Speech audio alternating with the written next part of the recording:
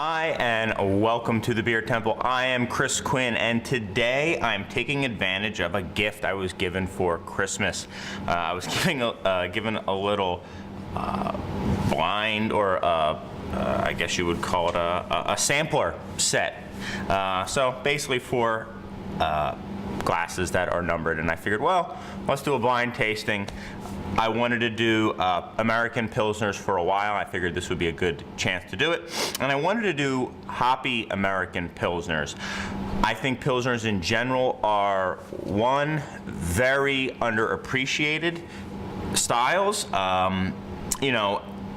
Just overall, I don't think they get much love, and I think a lot of that is because a lot of the big macro brands call themselves pilsners, although really they are not pilsners stylistically speaking. And two, I think that pilsners really could be embraced by people who love at least pale ales, if not IPAs, because a lot of the American pilsners are quite hoppy and are even dry hopped. I believe all four of these get a little bit of dry hopping, I would think, if not quite a bit of late addition hops, so they have a lot of hop aromatics. Three of these use a lot of Saaz hops, and then one, the Pivo Pils, uses a pretty new hop out of Germany called Sapphire. I picked two of the classics. For me, this holds a dear spot in my heart. I believe one of the best pilsners being made in America, certainly one of the best year-round commercial brews, craft brews of a pilsner. It might be one of the highest rated pilsners in the country too. That being said, what does that mean? What are you if you're the highest rated pilsner, or bulk commercial pilsner? That basically just means that you're just less good than the 347th best double IPA, because everyone knows, the top 200 double IPAs are better than the first Pilsner, which is ridiculous.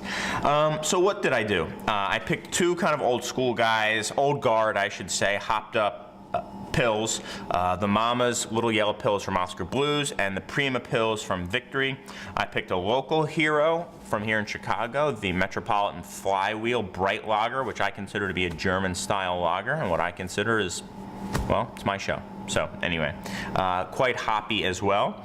And the newcomer, new last year now, 2013, but less than a year old in the market package-wise here in Chicago, the Pivo Pils. These are all very fresh. I think these two guys are less than a month old. This is the oldest. It's about 2 months old, 60 days old, and this fella here is about a month and a half old. So these guys, I guess, have a little bit of an advantage freshness-wise, but they're all still pretty much within a month of each other. And for a Pils, I think that's fair. So what am I going to do? I'll start looking at these now. The head has dissipated a little bit. As you know, I will do a quick check of the time and then get going. It's funny when even the people who watch your podcast know you are habitually running late. That said, I will go on. Brilliantly clear, number one. Nice head retention here. It really has a nice layer of white foam, good amount of effervescence, just a beautiful looking beer, very bright and clear.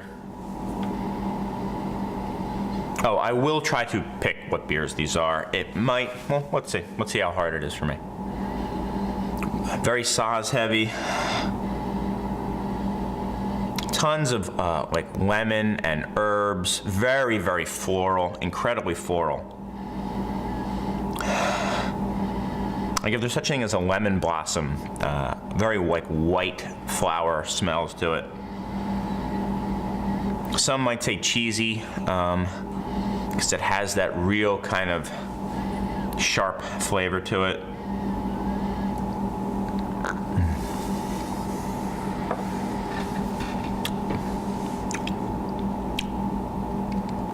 Very clean, very crisp. You get a little bit of malt breadiness there. just enough bitterness to kind of coat your tongue with it, kind of cleanse your palate, gives you kind of a nice crisp finish.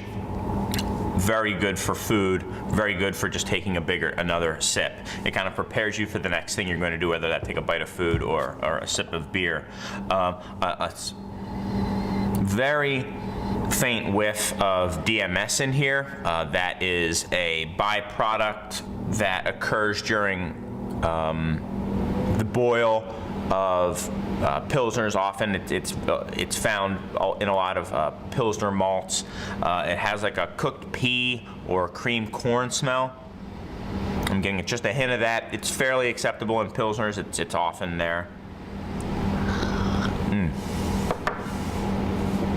But quite good. Number 2. The head ain't there as much as the others. Let me see if I can rouse some up there.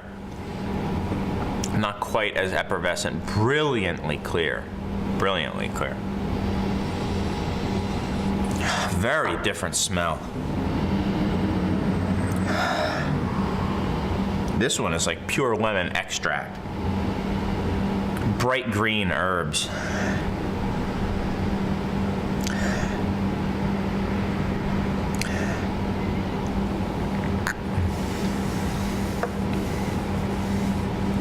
Cleaner, breadier flavor here.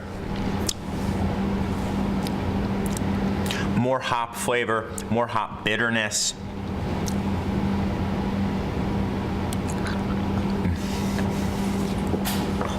Not really getting any of that DMS. A hint of minerality, which I really like too. And it's funny, I get that saucy, lemony, herbal note in the back on this one. More aromatics or on the palate than just purely aromatic. Just more hoppy in general. Very nice. Very lemony. Quite good. All right. Let's see, what is number 3 now? Again, brilliantly clear. I mean, the 3 of these are pretty much identical in color here. Ooh. Man. This one is even more perfumey. Very floral, like lilacs and all sorts of flowers.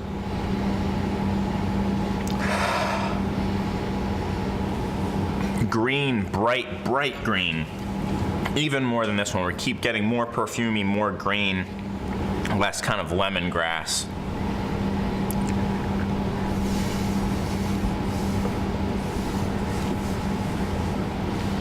More highly carbonated, lighter body.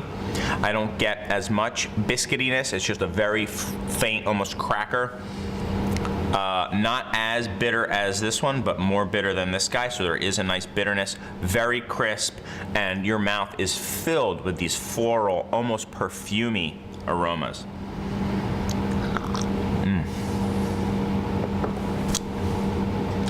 It's quite good. That's good. And last but certainly not least, same profile.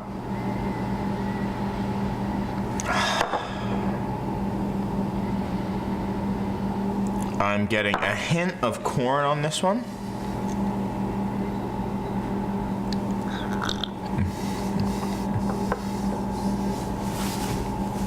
This one, to me, has the most DMS in it. It's not as aromatic. It still has that hop profile to it.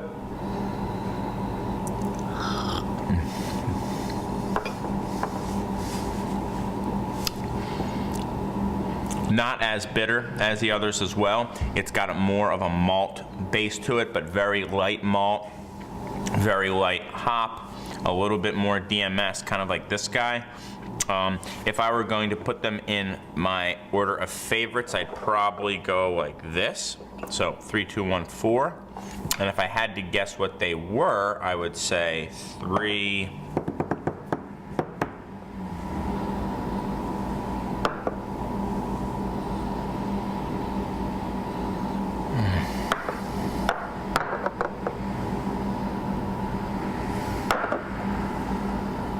It's gonna be hard.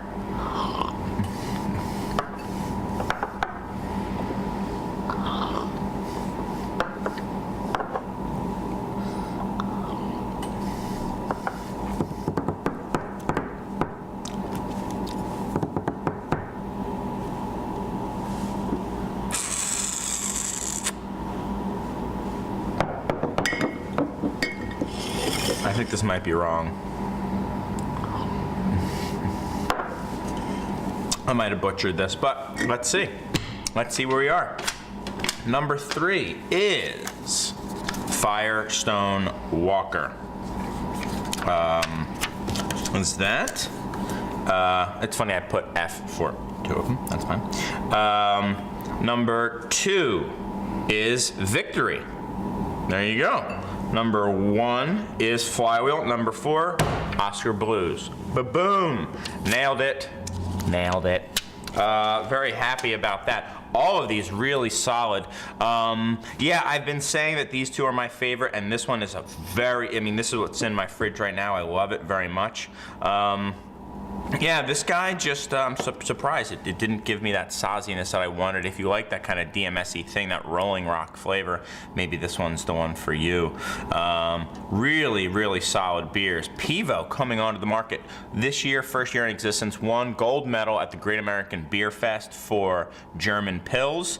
I do like it that it has that sapphire hop, very different from the Saaz. If you guys are fans of Saaz hops, check out the Pivo Pils.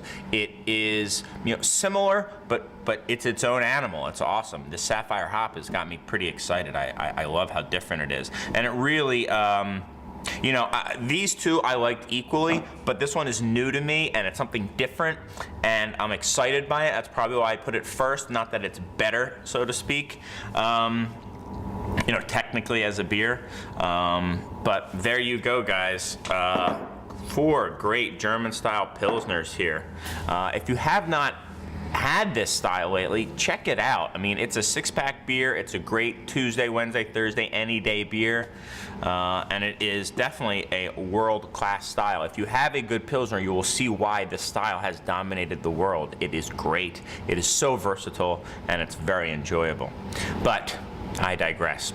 Guys, time for me to go open the store and share these Pilsners with the world.